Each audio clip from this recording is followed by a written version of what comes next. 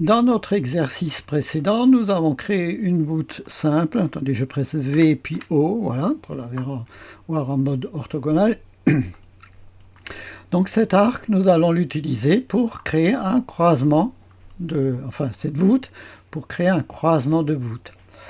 Alors vous verrez, c'est pas bien compliqué, j'ai trouvé un moyen de le faire. Nous allons d'abord couper en pointe, tailler en pointe cette voûte. Alors pour ce faire, j'ai trouvé un moyen. Je clique sur créer une nouvelle esquisse, vue en XZ, parce qu'on regarde XZ, donc XZ, ici. J'utilise le mode polyligne. Je trace une première ligne, je vais au centre de mes coordonnées. Dès que la petite icône apparaît, l'icône de coïncidence, je vais là, à peu près. Je monte à la verticale, je vais à l'horizontale au-dessus de mon premier point, je descends, voilà. Alors j'ai vertical ici, horizontal ici, c'est bon. Je sélectionne ces deux sommets, la ligne Y sans presser CTRL, et là je presse S de mon clavier, donc je suis symétrique et puis bien à l'horizontale.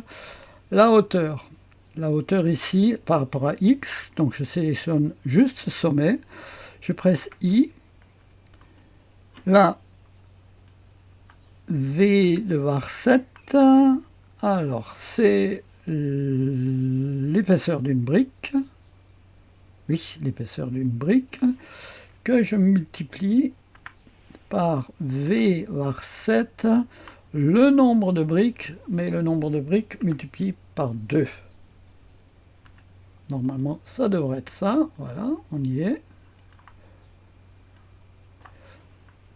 Ensuite, la distance de ce point par rapport à la ligne Y. Donc je vais juste sélectionner ce point, je presse L, V de var 7. Alors là, on va faire un peu de calcul.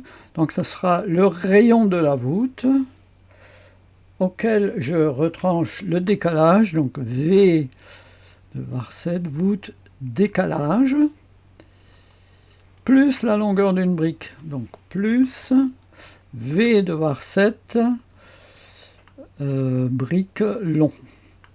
En principe, ça devrait le faire, voilà, on est bien. On a ça.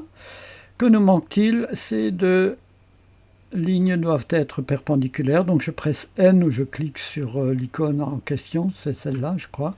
Voilà, l'esquisse est contrainte. Je peux donc, attendez, je presse 0. Je peux créer une extrusion.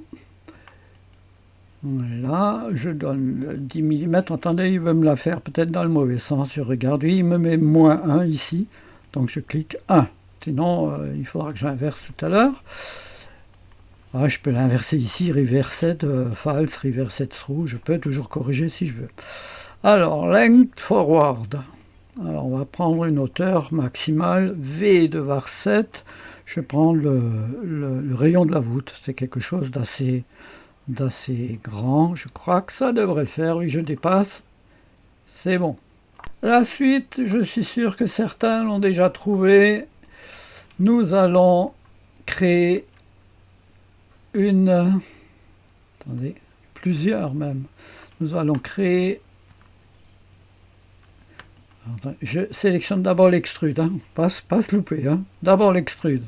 Ensuite, le premier arrêt et je clique sur intersection. J'attends, parce que là c'est plus long, hein, parce que là il faut qu'il calcule tout ça. Voilà, j'ai coupé le premier. Je fais la même chose, je prends mon extrude, voilà, elle est là, contrôle maintenu, je sélectionne l'arrêt et je clique sur l'icône, j'attends, intersection. Et j'ai coupé les deux autres, voilà, je vais faire les deux derniers, je rejoins après. Voilà, nous avons taillé notre voûte en pointe, et la suite consiste à dupliquer cet élément en 3 fois pour créer un croisement de voûte. En ayant à l'esprit que le fichier final doit être le plus léger possible, nous allons utiliser des lien.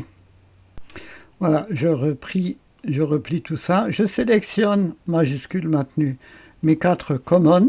On peut regarder ça d'ici. Et je clique sur créer un lien. 1 fois, 2 fois, 3 fois. Les 4 derniers sont sélectionnés.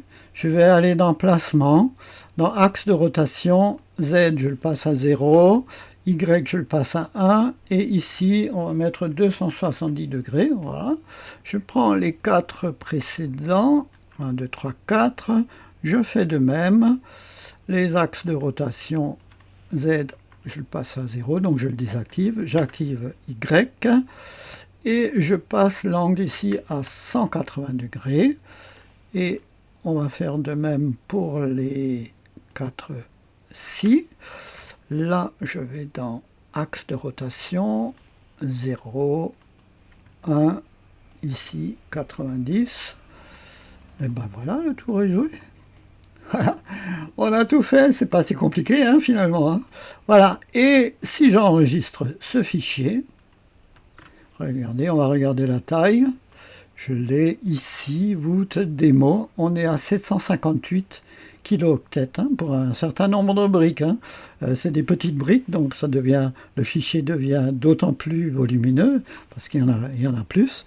Mais bon, 758 kilooctets, pour ce résultat, c'est pas mal du tout. Je vais essayer de donner un peu de couleur à tout ça. Alors je vais essayer, je crois que je sélectionne les 4 premiers, je vais voir si je peux. Non, je ne peux pas. Attendez, les 4 premiers, voilà, les 4 premiers ici. Là, je peux jouer sur l'apparence de la forme.